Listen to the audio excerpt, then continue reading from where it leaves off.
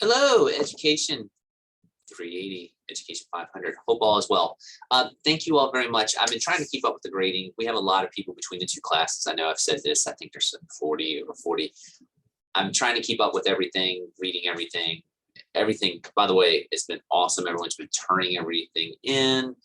The work's been great for all that. I appreciate it. It actually makes it easier when it's good work and you can read it, just go through it than not. And everyone has been just knocking out of the park. To make sure on discussion boards, if, I think 200 is kind of the word I'm not a tyrant on it, but, if you're a little under, that's fine, but you want to be kind of around that area, but that's very small potatoes. So everyone's been still posting it on. It's been really good.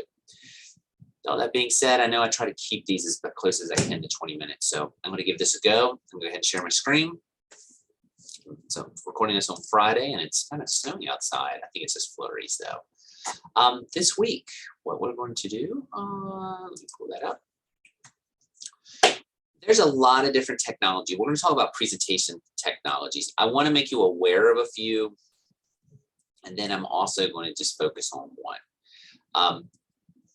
When I'm talking about presentation technologies, I'm talking about things like, of course, PowerPoint's the most famous. I'm not even going to do a PowerPoint because I have a feeling everyone here is very familiar with PowerPoint.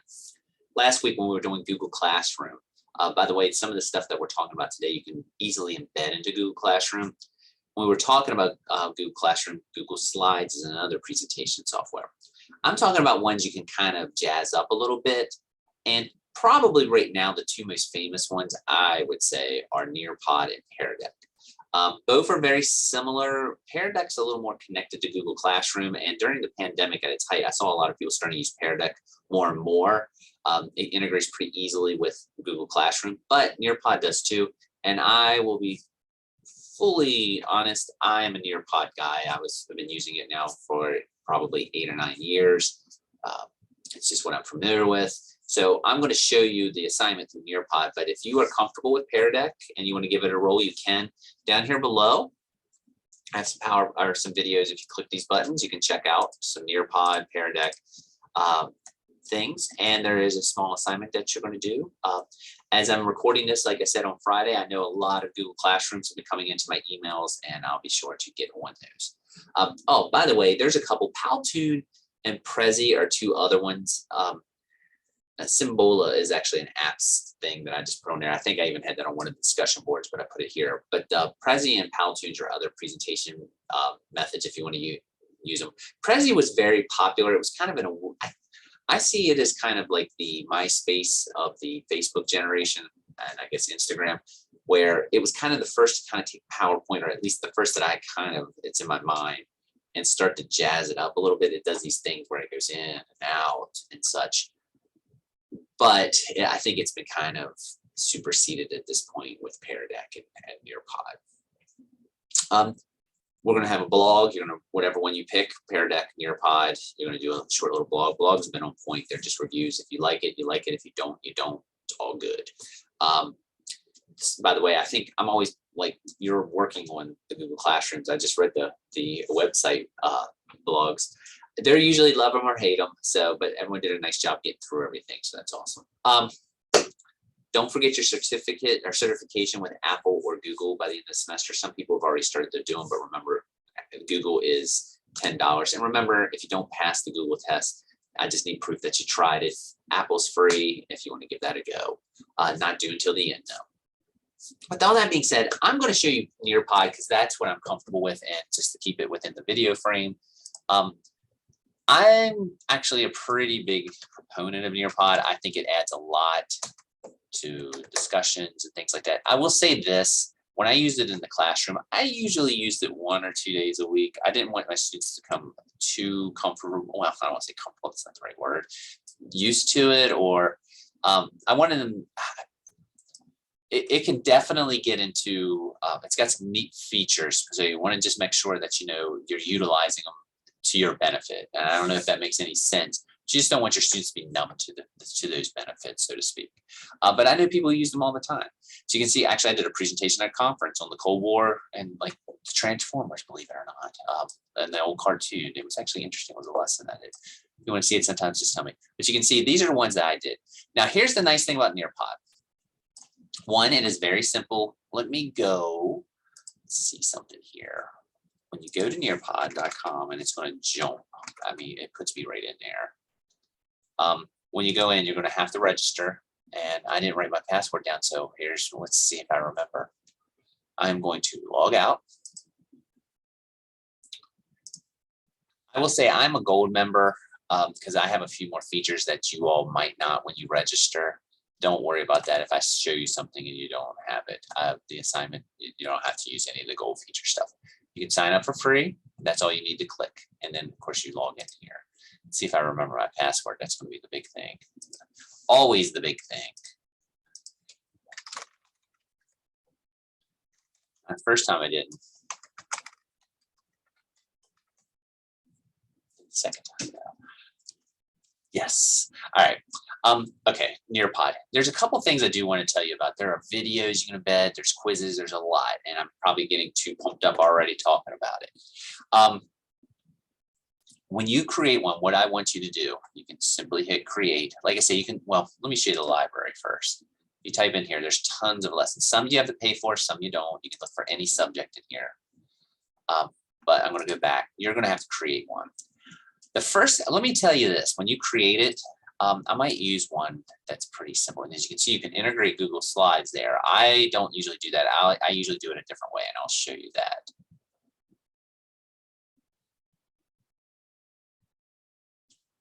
Okay, you're going to come here. Now I'm going to pick a PowerPoint. You can build these individually. Like if you click here, you can pick things, and I'm going to show you all these. Like there's slides, there's videos you can embed, there's web content, there's 3D thing, there's the virtual field trips. There's something called Sway that kind of goes back and in. You can do simulations, you can add audio. There's a lot to it. Virtual field trip I used a lot as a social studies teacher. You can also go on here. There's things called Time to Climb. I have a feeling a lot of you have seen Nearpod at this point. You can add open-ended questions, pairs, matching. They add more and more. Collaborative board I use a lot.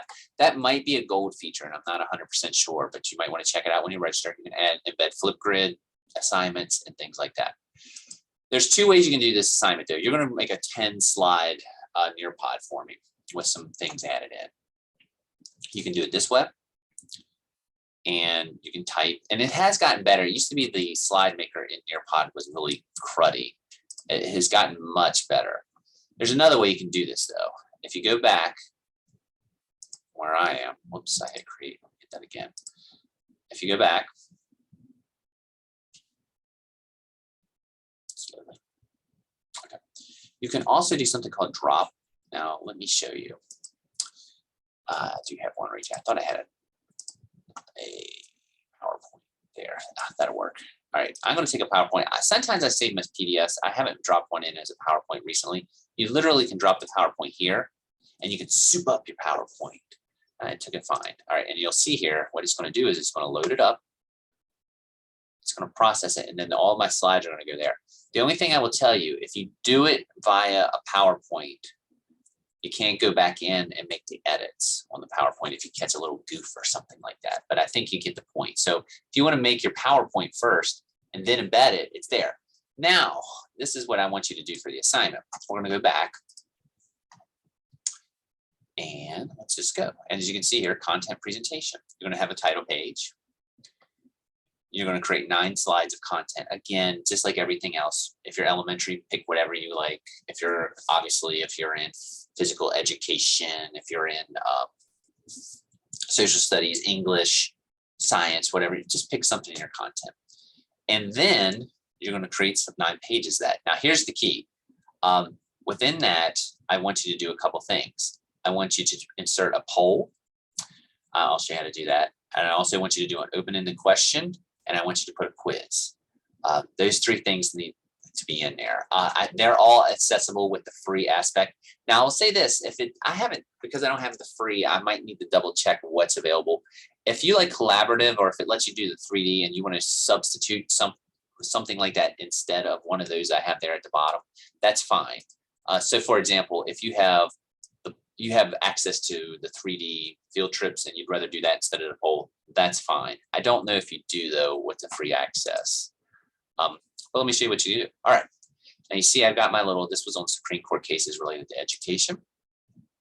And I want my students to do an open-ended question on it. So it's going to come up and I'm going to ask my question. Which piece is connected to the phrase?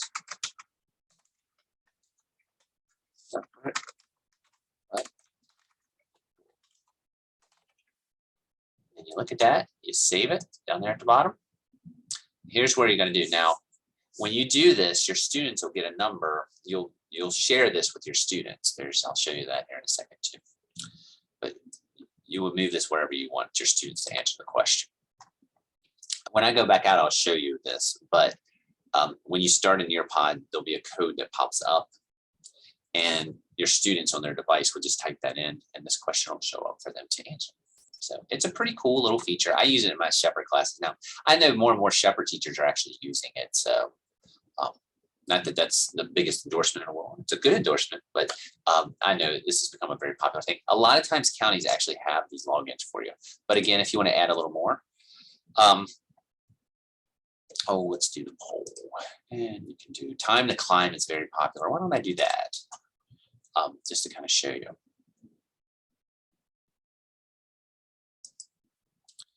And all right, and there's a question, who is the greatest QB of all time? Well, it's obviously Tom Brady. I know some of you may disagree, but it's Tom Brady. And then you could put, I don't know, let's put someone else. All right, we'll put Manning. And then you can add answers, but again, you can save it. And then you can build on this too. And then actually it's done. But they go up. And then again, you can move that. There's also some other cool things I'm going to show you, but that's what I want you to do. I want you to build and insert multiple things in here.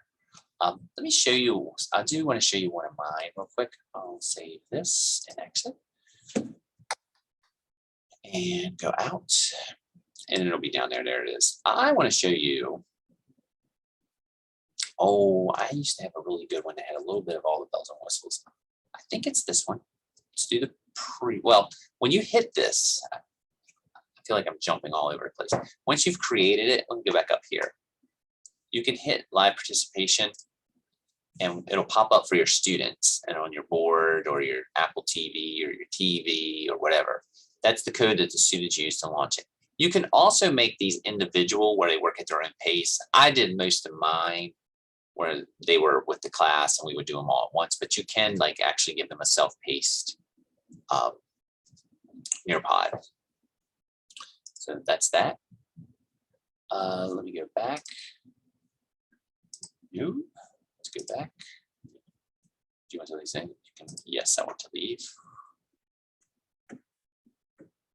Slowly, I want to leave. Let me show you this other one. There's all types of cool things on here that you can do with your students. I think it'll let me do it this way. So we'll just do preview. There's the student pace. If you want to just give it as an independent, maybe a student missed class, you want them to be able to do it, you can assign it with that button. Here's some other things. I want to show you some of the videos and such. This is the collaborative board where when they would post, you type in something and little sticky notes pop up on there. It's pretty cool. And this is a drawing one where you can actually have students draw things, which is usually a lot of fun, actually. There's the open-ended question. The poll. There's that. There's another open-ended question. I'll actually show you one of the virtual field trips. Quiz. Do this. And actually, you can do this. The students usually put their names on. We'll talk about this with Kahoot and everything. I'm a big proponent that students use. I started making mine have to put their real names in. I know some people are fine with like nicknames and stuff like that. I just always felt like you can download these for grades or like who completed or whether it's great for formative assessment. I know some people have actually used portions of this for their NTPA, just kind of gather information. So wanted to just show you the virtual field trip, and I'm not sure if I got it on here. So, I think it's on this one. Okay, this was one. This is one I put on for London, and it's going to jump out. When they have iPads, they actually look pretty cool too. But as you can see, they can scan around, they can go in, they can go out. I would say if you use this, just make sure you have something that students are specifically looking for, because what I learned pretty quick, the students would do this and like come in and try to look on someone, like the back of someone's hair or something like that. Ridiculousness, silliness, sometimes good for a laugh, but you know, it's good to have a plan though when you're using it. That's with anything. But that's pretty much Nearpod. There's Eiffel Tower. I'm gonna go ahead and get out of here. Go ahead. All right. And like I say, there's a library, you can check stuff out, but you do need to make your own. So let me get out of this. I'll post your YouTube video. Oh no, I stopped share. Share again. There we go. Now it won't let me back up there. Where is it? There it is. All right. Nearpod assignment. It's wordy, but just to make sure, you're going to do 10 slides. And as it says there, you can do it in PowerPoint or Google Slides. You're going to load it on the Nearpod. If you want to do it directly right in Nearpod, I have no problems with that. I think it's probably a little easier to do it on the PowerPoint and move it over, but that's your call. Maybe you already have a PowerPoint you've developed. That's fine. Whichever you do, whichever is easier for you. But the directions are on. You can contact anything. But the one thing you need to do, you need to have one poll activity. You need to have one open-ended question. You need to have one quiz. If you have those things, you should be fine. If you can add more if you want, please don't let me stop you, but it's Nearpod. I would try it out. I would maybe try to, I know everyone in this class is in the field, maybe try to make something that you can use in the field. That's obviously what this tech and what this class is for, but it just needs to be 10 slides and you'll be good to go. You'll review it. There is a discussion question. It's again on Tech Like a Pirate. It has a list of video assignment projects. And you can just check it out and see if there's any on here that you think you would use. There's some on there, personal narratives and some ideas. So with all that being said, that's it for me. I know I babbled a little bit with the Nearpod. If you need help with it, feel free to contact me anytime. I don't know if I said this. I'm sorry. I get, just in case. I will be in Florida for a conference on the, I'm looking at my calendar, it's the 2nd, 3rd, and 4th. I have email access and everything. You'll probably, if you do email me, you'll probably get a little blast back that says I'm out of town. I'm planning on checking my email at least 2 times a day. It's a conference, so depending on the session, maybe if it's boring, I'll check it more than that. But I will try to get back to you, but it may not be as quick as sometimes I try to be. So if you email me, just realize it may be just a little bit of a delay. But other than that, everything should be good. Everyone, like I say, has been doing great work.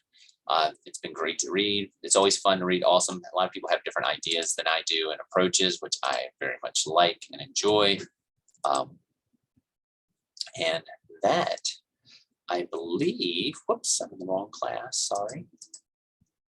Let's go back here. That's 380. Of course, we also don't forget 500, but that should do it. And I am now officially going to stop the slide and I'm going to stop babbling. Hope everybody has a great weekend since I'm filming this one, or had a great weekend. Recording us on Friday. Talk to you later. And again, contact if you have any Nearpod, or if you want to use Pear Deck questions. I have used Pear Deck in the past, and I actually do like it. It has a little more charts and things like that. I didn't say this. Sorry, I was giving the bot. Sometimes I think Pear Deck is it's not as flashy as Nearpod sometimes, but sometimes it has a lot more cool graphs and things that you can integrate. So check it out. But again, Nearpod is what I'm familiar with. You're welcome to kind of do the assignment. Talk to you later.